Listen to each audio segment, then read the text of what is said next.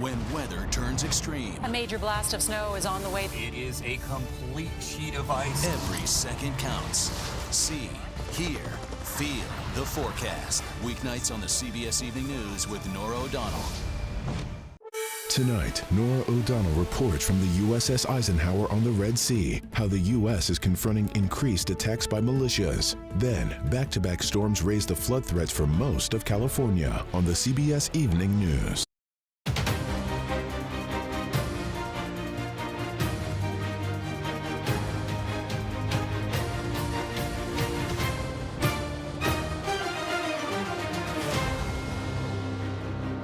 Secretary Mayorkas' refusal to comply with the law are driving this border catastrophe. Meta's Instagram helped connect and promote a network of pedophiles.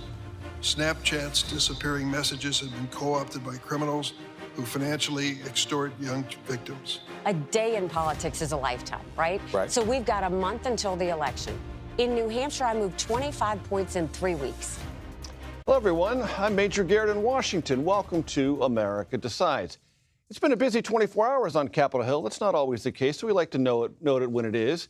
After more than 15 hours of debate, the Republican-led House Homeland Security Committee voted to advance articles of impeachment against Homeland Security Secretary Alejandro Mayorkas. Floor debate and discussion, well, those are expected next week. And in the Senate, top tech CEOs at companies like Meta, TikTok, and X went before the Judiciary Committee to testify about online child safety. Lawmakers grilled the tech executives about exploitation and endangerment of minors on their social media platforms. CBS News congressional correspondent Scott McFarland joins me now at the table. Scott, always great to see you. Let's start with the hearing today. I want to play for you a soundbite from the ranking Republican, Lindsey Graham, that got a lot of headlines. Let's take a listen. Mr. Zuckerberg, you and the companies before us, I know you don't mean it to be so, but you have blood on your hands. You have a product. You have a product that's killing people. When we had cigarettes killing people, we did some about it, maybe not enough. You're going to talk about guns, we have the ATF. Nothing here. There's not a damn thing anybody can do about it. You can't be sued. I just want to catch the audience up on one thing. You can't be sued. That's a line in reference to social media platforms. As of 2005, under a law called Protection of Lawful Commerce and Arms Act, gun manufacturers cannot be sued either. So when Lindsey Graham makes a reference to the ATF, yes, that is a regulatory agency, but gun manufacturers, and there are plenty of children victims thereof, can't be sued either. Scott, the hearing today is about moving legislation or a consolation prize for victims' families who would like legislation but haven't seen it yet and may not see it this year? I think we're about to find out. There are so many hearings on Capitol Hill, they become white noise after a while. This one was just different from the start, not just because it's an issue with which Americans are viscerally connected, but because in the room were all these families who either lost loved ones that they attributed to a social media experience or being victimized on social media. It was an emotional room. Bullied, mental health issues, in some cases suicide. Body image issues, self-harm, a range of consequences from social media, they say. But it also served as a cathartic moment, I think, for a lot of those families and a lot of people watching from home. That's why you heard applause when Lindsey Graham spoke. You don't get applause at a congressional hearing very often, but the politics on this are totally inside out. There's a political will, I think a public will, to have some legislation to either crack down on the social media companies, increase what they have to do to protect kids, or have a regulatory body police this on the government's behalf. And you have bipartisan coalitions that have already formed. You know, these political mixed couples of Democrat Richard Blumenthal, Republican Marsha Blackburn, Democrat Elizabeth Warren, Republican Lindsey Graham. The infrastructure for legislation is right there, but nobody's moved before today. Who knows if they'll move after today? And I listened to experts in the tech space say, yes, legislation could be helpful, but it's hard to write and hard to make practically useful. And there are risks. Let's say you want to have an age requirement for getting on a platform. Well, then suddenly a kid or their parent is putting age information in platforms' hands directly. Well, there are privacy issues there. There are data management issues there. This is a tough space what do you hear about the ability to actually write something and get it passed? This is the same fear with AI legislation. You have to understand the thing before you can legislate and regulate the thing. And it was clear Congress missed the boat in the important opening months of social media. They should have been on top of it then. I think what Lindsey Graham and Elizabeth Warren would argue is if we set up a regulatory agency, a nonpartisan independent agency, we can bring in experts to do just that kind of thing.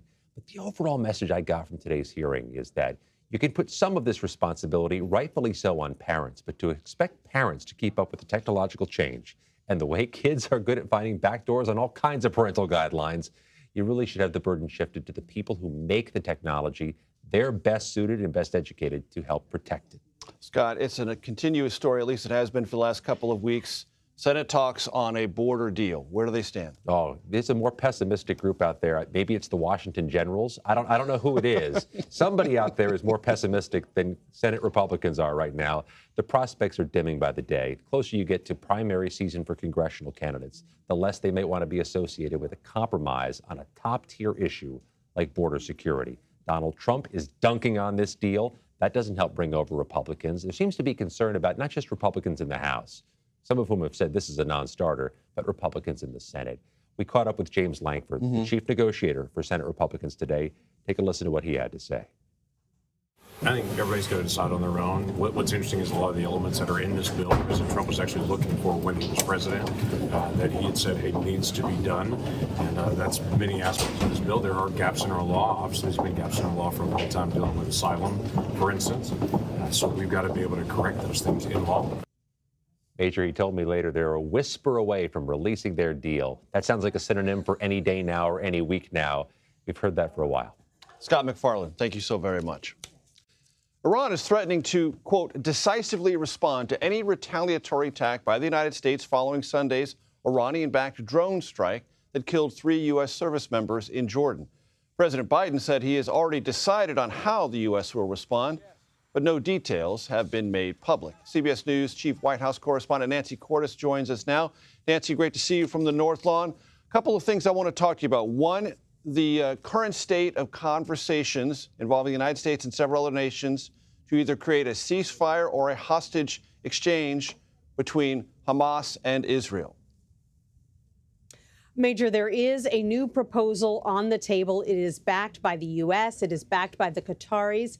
And that is significant because you have negotiations that have been going on for quite some time. And what they've coalesced around is the idea of a much longer humanitarian pause than we saw the first time that they tried this, with some success back in November. We're talking about a pause of several weeks in order to get more hostages out of Gaza. Certainly women and the elderly in the first wave, but they're hoping eventually soldiers and perhaps even the bodies of those that they know have been killed. Interestingly, today here at the White House, when I asked the national security spokesman, John Kirby, about how this proposal is being received by Hamas, he said that actually he thinks things are heading in the right direction. So he thinks that these talks are bearing fruit, which would obviously be significant because there are so many countries that would like to see these hostages come home, and of course would like to see a cease in the attacks as well. Speaking of the attacks, Nancy, one of the hardest things any president must do is either converse or write letters to families who have lost someone in the United States military in service of their country. The president spoke to the families of the service members killed in that drone attack in Jordan. What is the latest you can share with us about that? Right. Phone calls that a president never wants to make. In fact, the president said that to the families when he spoke to them by phone. And we got a little insight into what those conversations were like because the parents of one of the victims, Specialist Kennedy Sanders, actually shared a recording of the conversation with the Atlanta Journal-Constitution so that the public can listen in. Why don't we take a listen to some of that? We're promoting her posthumously to sergeant. Oh, wow. That is the best news I've heard today. Thank you so much. You don't know how much that means to us. Oh, well, I tell you what, it means a lot to me. My son spent a year in Iraq until I lost him, and 1% of all these kids are the ones that we could take care of 99% of us. Anyone can imagine what those parents must be going through right now. If you missed it at the very top, what the president was telling them was that posthumously their daughter, who held the rank of specialist, was going to be promoted to sergeant. And in response, her mother said, "Oh, wow, that is the best news I've heard all day." Raw emotion indeed. Nancy Cordes with all the details from the North Lawn. Thank you so much. You're welcome. Nikki Haley says there is a path for her to win the Republican nomination. Next, we will look at upcoming primary and caucus contests to see what she has to do to remain competitive. You are streaming America Decides.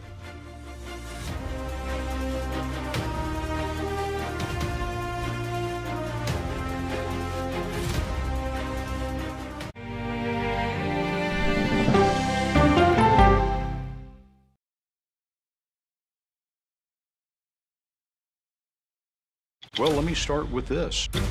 This really happened. Have you told the government? Did any of that make sense? What's your response? You want me to just What's keep wrong going? with that argument? What have you learned? Do you know why? Why? It's time for 60 Minutes, Sunday on CBS. An original documentary from CBS Reports. Since you started La Soup in 2014, do you have any sense as to how much food you've rescued from the landfill? We've rescued 4.5 million pounds. I can't even fathom how much food that is. And that's one little person in one little city in America. We're going to call this chicken piccata. We did 450 of these meals today. This is the exact dish that you and I are going to have. Yep. Oh, really good. Is it good? Mm-hmm. Having a plan of how to keep people fed should be in every single city. So if we eliminated food waste, could we eliminate hunger? Yes. Eating Trash, now streaming on the free CBS News app. At this moment, terrorists could be plotting another attack. 9/11 triggered a counter-terrorist system that included a secret database. This person needs a closer look. A growing list of nearly 2 million people, including some Americans who say they're innocent. On 1 hour flight, I have to spend 6 hours to go and come back. CBS Reports explores the system, the people responsible for it, and those pushing for change. I'm not fighting against them. I'm fighting for them to do the right thing. The Watch List, now streaming on the free CBS News app. He was there when the war in Ukraine started. Extreme history. It's a big moment. The extraordinary story behind Sean Penn's new Paramount Plus documentary, Superpower, when we go person to person. An original documentary from CBS Reports. AI is among the most world-changing technologies ever. Curing diseases, scientific breakthroughs, making lives better. They can help us with medical discoveries, scientific discoveries, doing better agriculture, having cures for things like Alzheimer's. It's also going to really transform the way we work. The uplifting potential of artificial intelligence is limitless. It gives you a friend, somebody to chat with 24/7 that is non-judgmental. He makes me feel loved and desired. And so are its downfalls. The problem with all this AI is that it's unpredictable and uncontrollable. The choices we make now will have lasting effects for decades, maybe even centuries. The ChatGPT revolution, now streaming on the free CBS News app. It's like a screenplay, something straight out of Hollywood. Human remains found this week. The mystery would haunt investigators for years. A gripping true crime original, 48 Hours, now streaming on the free CBS News app. How can we become our best selves? That may be more about character than talent. The ultimate mark of your potential is how far you've climbed, not how high you've gone. Realizing your true potential with Adam Grant as we go person to person. Welcome back to America Decides. Well, the Republican primary delegate count is just getting started. Nikki Haley's path forward, well, there's some questions around it. Former President Trump currently leads Haley in the delegate count 32-17. Okay, not many have been decided. You need 1,215 delegates to secure the GOP nomination. Early next month, well, that's the Nevada caucus. Haley won't compete, which awards all 26 delegates then to former President Trump. Then South Carolina's primary. That's on February 24th. Trump has a significant polling lead, 50 delegates at stake there, and there's a possibility Trump could get all of those. And then after that, some of the biggest delegate hauls come on Super Tuesday. There is some winner-take-all states and some hybrid states where Trump could really run the table. To talk about all this, Caitlin Huey-Burns and Doug Hyde join us now. Caitlin is a CBS News political correspondent. Doug previously served as communications director for the RNC and to former House Majority Leader Eric Cantor. Doug, as the resident RNC delegate expert and rules expert here at the table, you're both experts, but Doug is the sort of assigned expert at the table. How difficult is Nikki Haley's path, or is there even a path for her, rationally, mathematically, to win the nomination? There's a path, but it's really tough to find and look for, and ultimately isn't really up to her. It's about Donald Trump faltering, Donald Trump having some legal issue or health issue that then sways things. Now, she's going to stay in this at least through South Carolina, but as you mentioned, she may not get any delegates from her home state. That's not a great place to be in. Ron DeSantis would have been in that same place if he were running. He would have gotten no delegates from Florida, most likely. So she's trying to make her best case of why she should stay alive and stay in this. And ultimately, that case is about the problems around Donald Trump. So when we see court rulings against him, that helps buttress her case. But again, the political case and the mathematical case are not necessarily the same thing. So they're both hard, though. So, Caitlin, it sounds like one of the things that Nikki Haley may be saying as she makes her fundraising tour of Florida, Texas, California, and New York is, hey, let's, I understand the delegate math is tough, but we need a, in case of emergency, break glass plan. And I should be the one behind that broken glass. Their campaign is making a couple different arguments here. First, they are saying that, look, 2 states have voted. There are still a lot of states to go. That's true. They are looking at states that have open primaries. So South Carolina is an example. Some big Super Tuesday states are examples where party registration doesn't matter. However, this is a game of getting enough delegates. And when you look at these maps that you have up here, that is such an uphill climb. The big case that she's been trying to make, to Doug's point, is about electability. She says this over and over again. Look, I'm the most electable. Look at all the polls. If you elect me, we have a mandate for winning up and down the ballot. The issue is, however, and you can speak to this too, Republicans I talk to, electability is just not a big priority because most Republicans think that Biden is easily beatable, especially among those supporting Trump. So yes, she's trying to argue that there's still a lot of game left to be played, but the rules of the game right now do not benefit her. And that's another real story of this election, is the way in which Trump... And Doug, another thing that Nikki Haley tries to hang her hat on is, well, Michigan, February 27th. Yeah, it's a primary. You might do well there, but there's a convention on March 2nd where most of the delegates get actually awarded, and you don't have an inside track there. Yeah. So these things are complicated. They're complicated. That's also a long time away. I mean, the gulf between New Hampshire and South Carolina, obviously Nevada with its caucus is in between. That's a long political life. And we see that quite often political lives end very quickly in campaigns. But also, I think the electability argument, while it's one of the better ones that Haley can make, it's not just the issue that people believe that Donald Trump can be or can beat Joe Biden, because anybody can beat Joe Biden, Republicans think. They've been told electability counts before. They were told John McCain's the only one who can beat Barack Obama. He didn't. Then they were told 4 years later, Mitt Romney's the only one who can beat Barack Obama, and he didn't. So they don't buy the electability argument. Anyways, it's why Nikki Haley is talking about emergencies and chaos and what ifs. And Doug, as you well know, those who are most likely to show up, and the largest numbers are base Republican voters, and base Republican voters this day and era are Trump voters. No question about it. And I think that's where South Carolina becomes really interesting. I think most people concede that Donald Trump's going to win that. The Haley campaign isn't necessarily conceding that. But what that margin is, it looks to be larger than it was in New Hampshire and certainly Iowa, or close to Iowa. And this is her home state, a state that she was governor of, elected statewide. That becomes very difficult to make the political case, much less the mathematical case, for staying in the race. And Caitlin, on Super Tuesday, that's 36% of allocated delegates. That's a big, big map. And I've covered a few of these campaigns. If you're not already advertising in those states, if you're not already putting a marker in those states while you're trying to compete in South Carolina, it's going to be too late. And things will slip through your fingers. Exactly. And the idea that, there's a short amount of time after South Carolina to the Super Tuesday states. So she's focusing the next several weeks on South Carolina, campaigning very heavily there. Quick turnaround to Super Tuesday.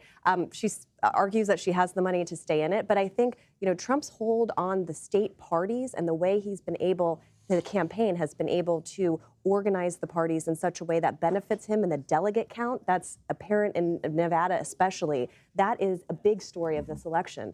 And the way that he's able to get all of these delegates, the way that he's organized these state parties. Doug, pick up on that, because I think this is an underappreciated part of the reality of this Republican nomination battle, such as it is. In 2016, the RNC and state parties were not Trump aligned. Mm-hmm. They are, if not decisively, certainly more visibly aligned than they were then. No question about it. And we saw the RNC almost go all in for Trump, which would have turned the RNC as an organization into an anti-Haley mechanism, which the RNC has very strict rules about objectivity and neutrality as opposed to the senatorial and congressional committees. But I think for Haley here, the question is about math in two ways. One, can she get the delegates she needs? Obviously not. But can she continue to accrue delegates so that if we get to that break glass scenario, if Donald Trump is convicted, for instance, if there's a health issue, she can legitimately say, I'm the one with the most delegates. I outlasted everybody else. I should be the nominee moving forward. Question for you both, and picking up on what you just said, Doug. Money, math, but also is there a way of saying, hey, Trump, I'm going to stay in to show you that I have this constituency in the suburbs, in the exurbs, among women that you will need.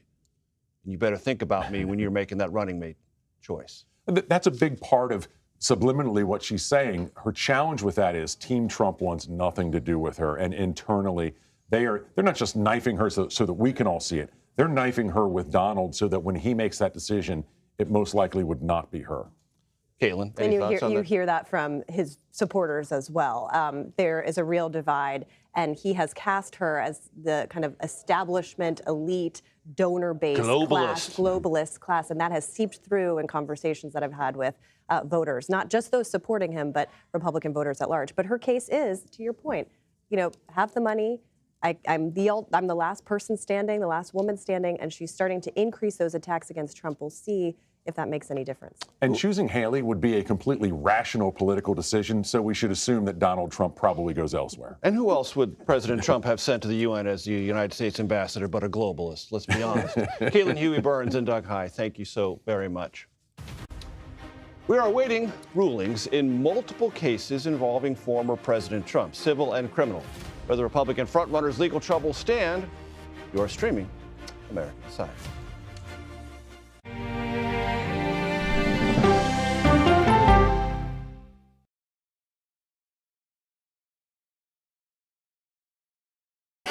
Hey there, welcome to The Uplift. I thought she was a groom, and I stepped back and I went, oh, you're the queen. She's going to be with me every instant that I'm alive. I just wanted to see if you'd go to Disneyland with me today. I look over at him and he's smiling. I'm going to remember that the rest of my life. They told us when he was going to be born, he was only going to live for 30 minutes. It's really a miracle that he's with us today. The Uplift. Stream now on the free CBS News app. There is no more room in our city. New York City is receiving record numbers of migrants. Today, we're going to have more than 500 adults and children come through that door. Tensions rise as shelters reach max capacity. We don't have to take care of them. CBS Reports goes inside a crisis cities and families are facing as they fight to survive. The United States still has that glimmer of hope for people to come here. Fighting for a future. Now streaming on the free CBS News app. She's a country music legend, philanthropist, fashion icon, and now rock star. I think there's a lot to be said about being comfortable with who you are. Find out what's next for Dolly Parton when we go person to person. An original documentary from CBS Reports. That Desired Farm is a wonderful place to raise children, and it still is. Promises broken. Black Americans have been the target of racism and discrimination pretty much from the time they acquired ownership in the land. Costing black farmers hundreds of billions in generational wealth. They did everything to make sure we were run off that land. But communities are uniting to continue the fight. Collective ownership is powerful. To keep their land and their dreams alive. To watch my children play on land that we own means everything. So land is power. Most definitely. 40 Acres and a Mule, now streaming on the free CBS News app. She is a beloved American icon and head of a media empire. But is Oprah Winfrey happy? How do you define happiness? Yeah, I call it happierness. Find out when we go person to person. An original documentary from CBS reports. It was genocide, a deliberate effort by the United States government to eliminate the food source that was relied upon by Native American tribes. American bison were slaughtered and Native Americans displaced. And that's how tribes were subjugated to reservations and our lands were taken. But now, through conservation efforts at Yellowstone, Buffalo provided everything that we needed. Now they need help. a herd grows We need to step up and help them. and a culture is reborn. When the buffalo return and come back, that's when our tribe will begin to heal. Yellowstone Bison Revival, now streaming on the free CBS News app.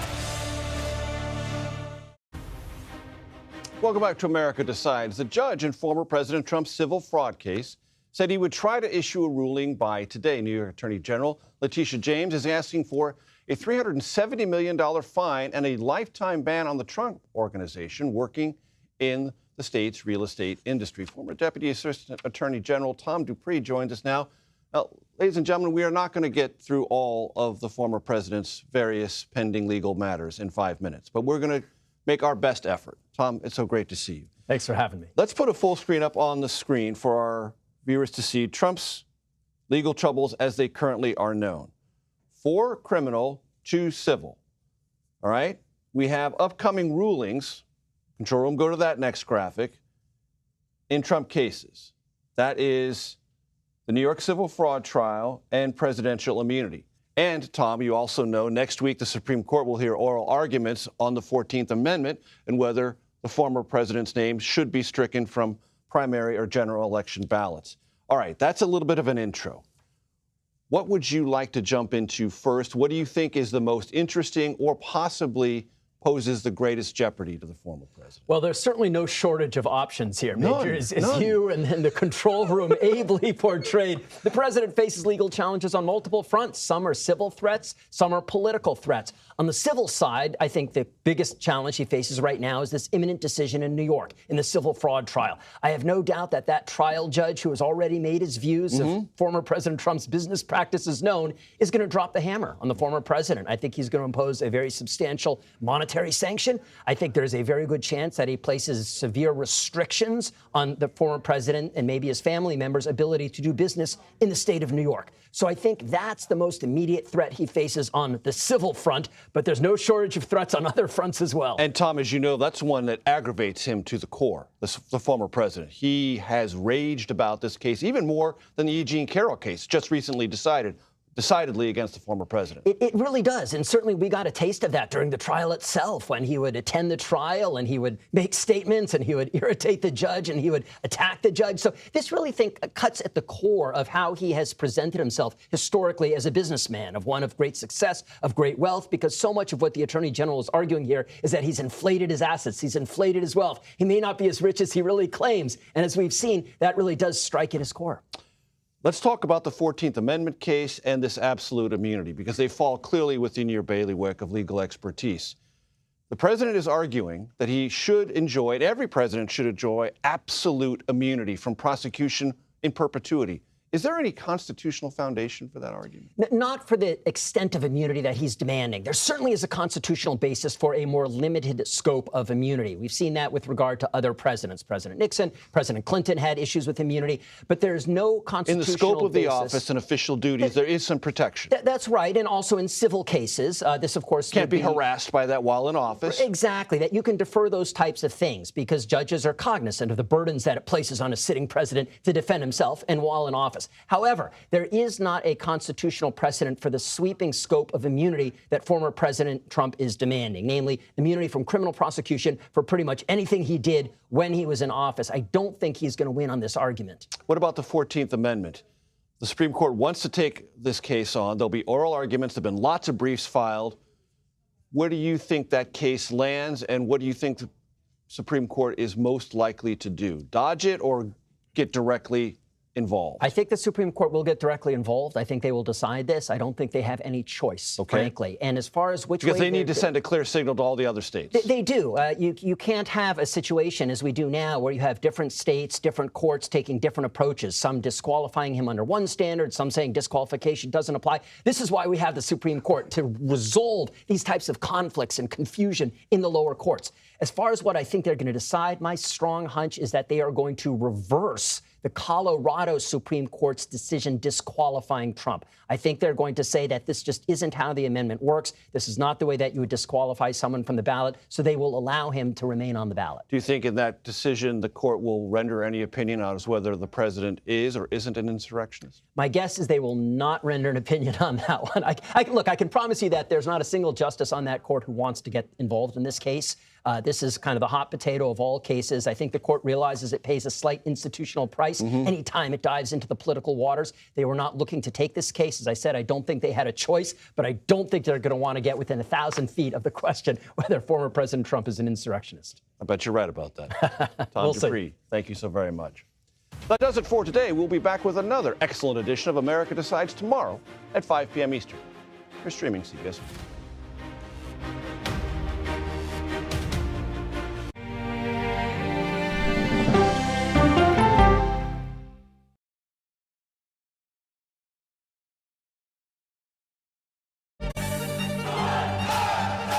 Original documentary from CBS reports tensions rising between a powerful country and a vital island.